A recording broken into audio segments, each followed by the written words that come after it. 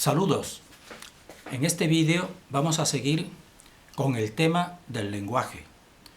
En el vídeo anterior analizamos dos palabras que consideramos, dos términos, vamos a decirlo así, como el término inteligencia emocional.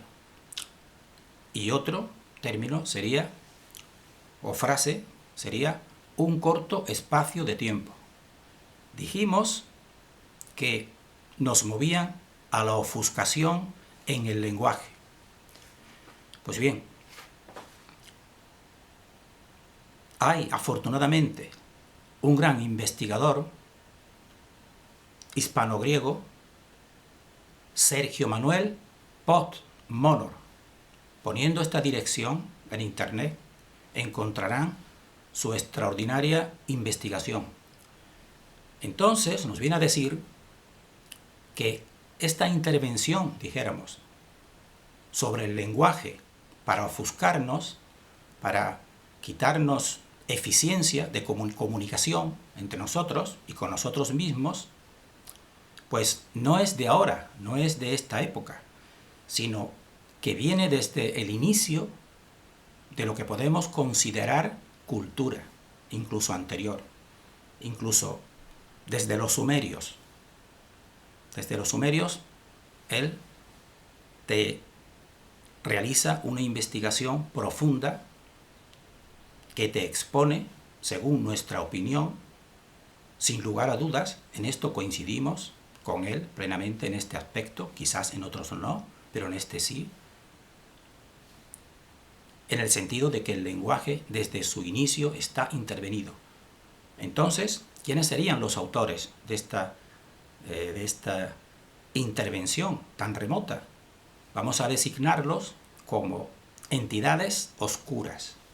Entidades oscuras, evidentemente, en connivencia con los poderes establecidos, que si seguimos investigando, pues llegaremos fácilmente a la conclusión de que estos poderes establecidos aquí en este planeta, en esta dimensión que nosotros hemos calificado como intervenida o manipulada, pues estos gestores, los más poderosos, pues evidentemente están, dijéramos, en convivencia con estas entidades.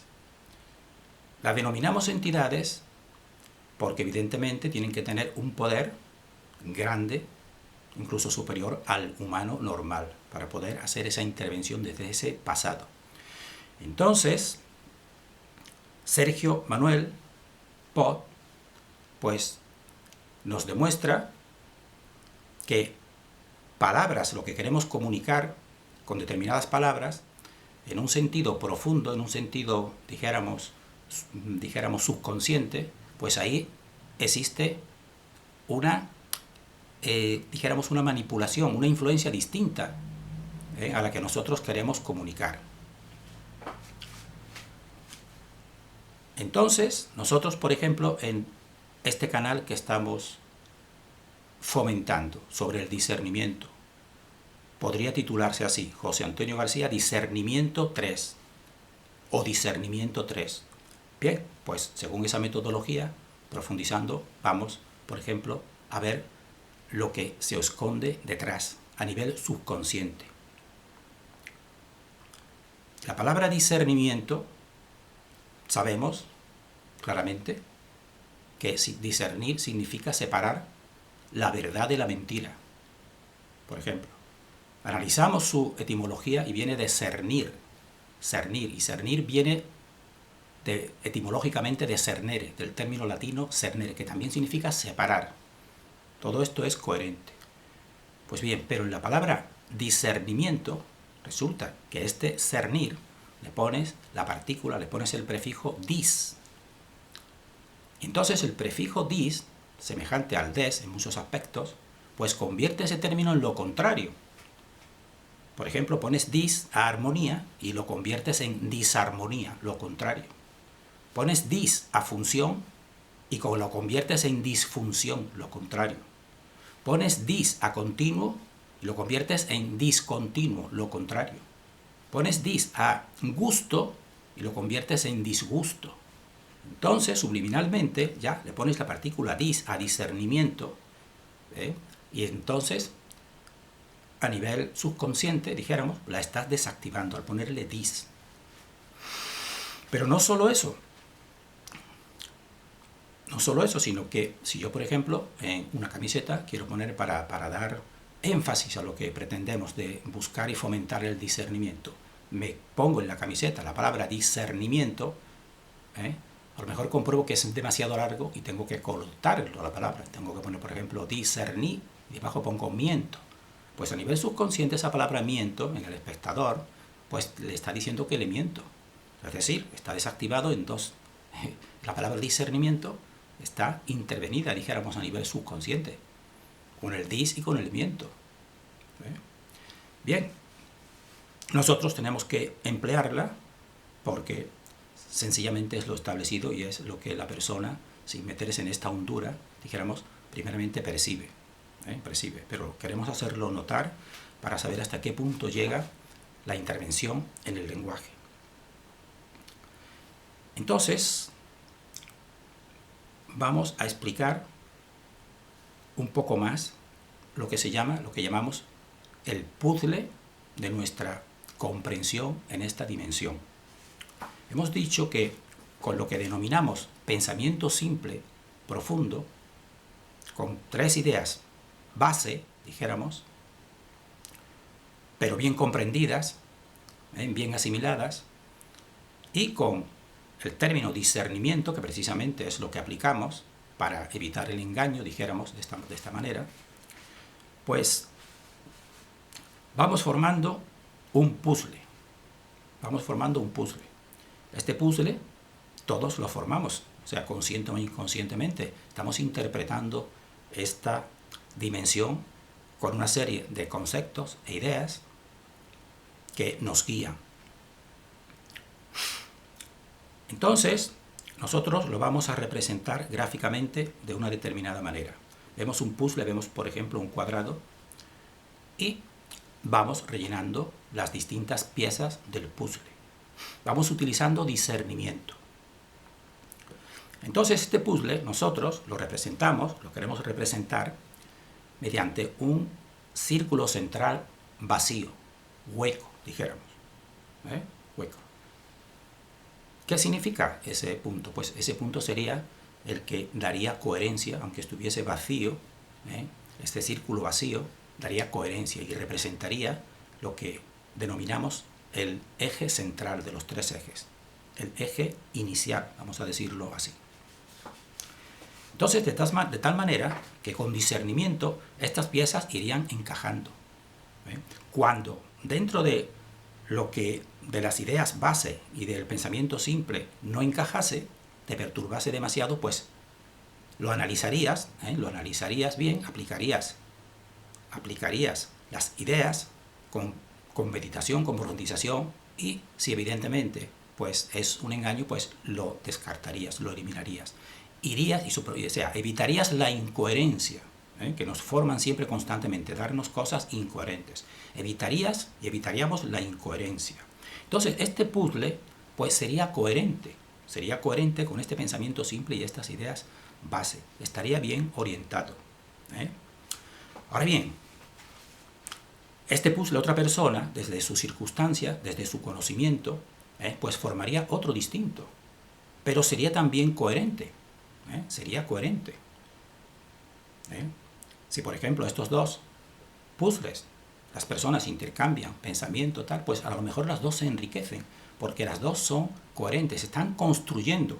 No quiere decir que tengan todo el conocimiento establecido, no, pero lo están construyendo, y lo están construyendo de un modo coherente, y lo están construyendo con las bases que nosotros asimilamos y podemos asimilar y podemos comprender, no con un adoctrinamiento, que es muy distinto.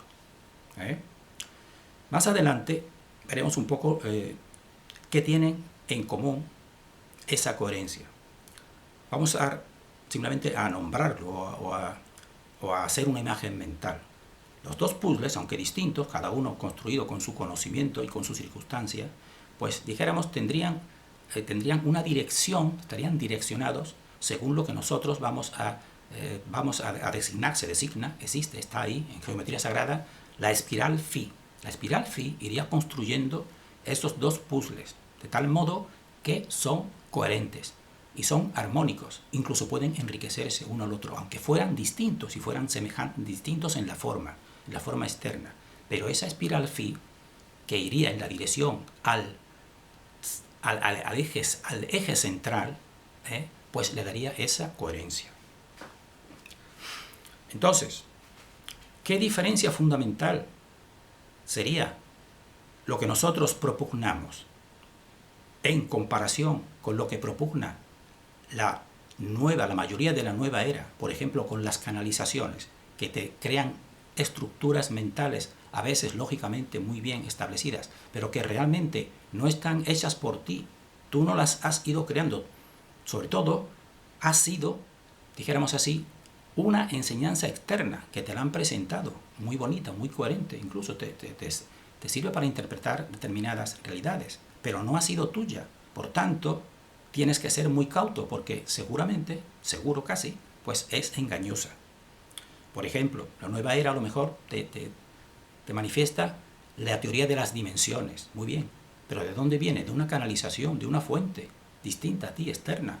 Todo eso parece que coincide, pero no lo has elaborado tú, no lo has ido tú integrando y construyendo con certeza. Tú lo tomas porque otra fuente que te dice que es mucho más sabia que tú, pues te da ese conocimiento. Te da ese conocimiento que nosotros lo designamos como pensamiento complejo, superficial, externo. Y entonces eso sería un adoctrinamiento. Eso es muy distinto a lo que nosotros estamos propugnando con el discernimiento. El discernimiento tiene que ser tuyo, tuyo, personal, distinto a lo mejor a otro, pero coherente sí, si ambos están siendo elaborados desde su base, desde sus raíces, desde nuestra realidad concreta. Entonces, quizás aquí nos quedemos en este punto, recordando, nuestro lenguaje desde su inicio está intervenido, pero tienen que ser unas entidades poderosísimas. En esta cumbre de estas entidades nosotros hemos colocado una palabra simbólica, hemos colocado Satán, para no personificarlo precisamente, muy directamente. Sabemos la fuerza que tiene, si lo concretizamos en instituciones o personas concretas. Pero existe un refrán que dice, a buen entendedor, pocas palabras bastan. Entonces, simplemente, esto es, no estamos dando conocimientos establecidos, ni doctrina, estamos dando instrumentos, instrumentos. De tal manera que con estos instrumentos, otra persona, pues a mí me puede enriquecer con su puzzle, y de hecho me enriquece, y yo con el mío también. Y los dos son coherentes, los dos tendrán coherencia. Y esas dos espirales phi, se fundirán en una, en el fondo. Aunque dijéramos sus vestimentas exteriores aparentemente sean distintas, las piezas sean distintas las de un puzzle a otro, pero tendrán esa coherencia interna y ese equilibrio en esta dimensión. Aquí nos quedamos en este punto. Continuaremos con lo que denominamos discernimiento.